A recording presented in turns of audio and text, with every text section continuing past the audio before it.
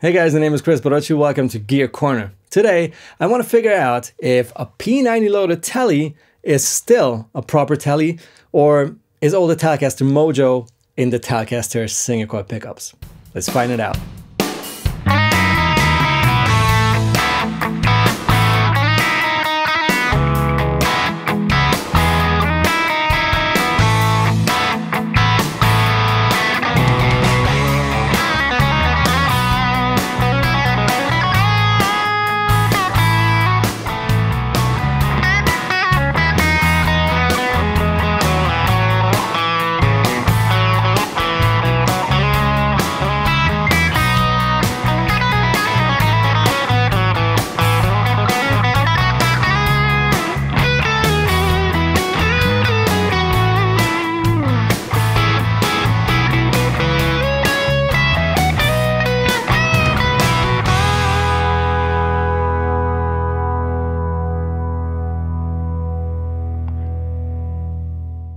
In case you like what I'm doing here, make sure to like this video, hit subscribe and ring the bell, and check out the description box for all kinds of additional stuff like timestamps, merchandise link, gear links, and all kinds of fun stuff. All right, let's take a look at the two guitars I'm going to be comparing. This is a Tonefox Elcaster.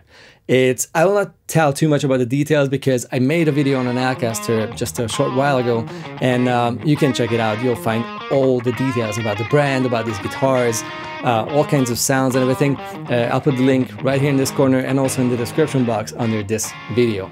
Check it out. But what's interesting about this one, this is one of the round 3 Elcasters, which will again have P90s. It's pretty interesting in case you're into P90s. I'll put a link in the description box if you want to check these guitars out. This is again going to be a limited run, as all the Elcasters are. Rosewood board, maple neck, that's an alder body, and these are two P90s. Unlike my guitar, which is a Fender Telecaster. It's a custom shop 53 reissue, ash body, full maple neck, and it has the normal proper tele pickups, which are thinner sounding single coils compared to P90s in theory. Let's see how they compare, and let's see if the Elcaster still has that kind of tele mojo, or is it even like an upgraded Telecaster, like a beefed up, even better Telecaster.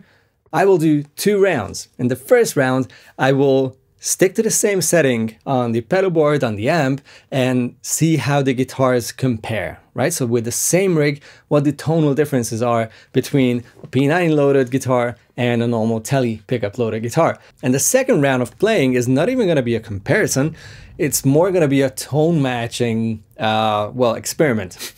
I try to make this guitar sound like my tele with, I don't know, maybe an overdrive, maybe an EQ, whatever works. And I just want to figure out if you can still get a traditional tele sound out of a guitar that looks like a tele, but has the beefy P90s.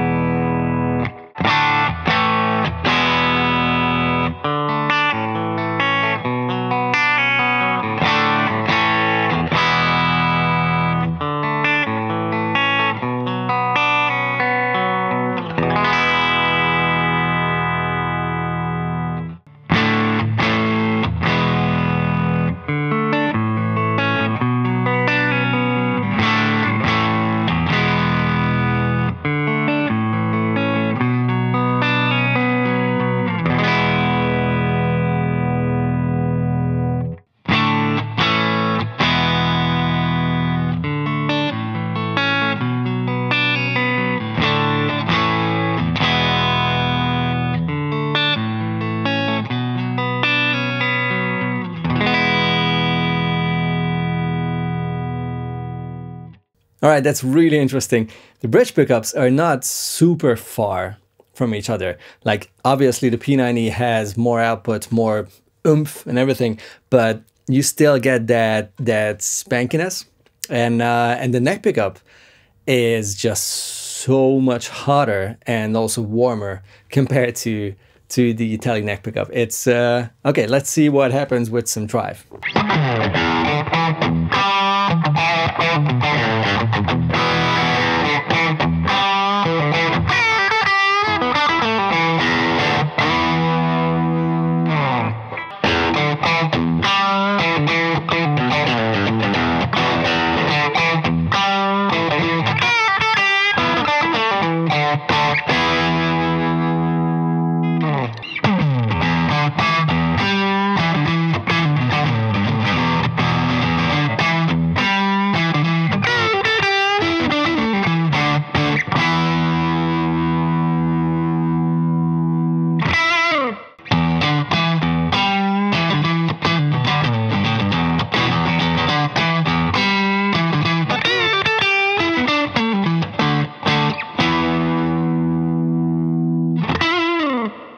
it was almost ridiculous how pretty much clean the same setting sounded with my tele compared to this one. Like this had that nasty, gritty, kind of nice gain tone that I was looking for. I set up the pedal, the King of Tone, for this guitar, and then I went to my tele and I was like, oh, where's all the gain? All right, let's do the second round where I'll set up my rig for my Telecaster to give me something that sounds very much like a Telecaster, and then I'll swap to this guitar and I'll try to make this sound like a traditional tele.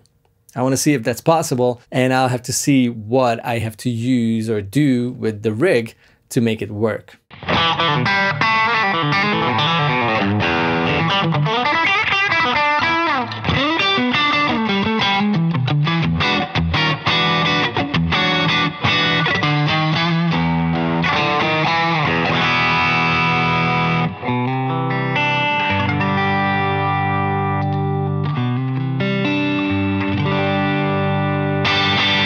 All right, so this went really fast, which is not a surprise. It's my rig and my guitar, so I obviously made sure that it works for me. So this is the tele going into the Honeybee Amps Double Trouble Overdrive, then into the Golden Reverberator and the Rev Dynamis head on the clean channel. That's it. Now let's see what I have to do with the Tonefox to make it feel and sound like a normal tele.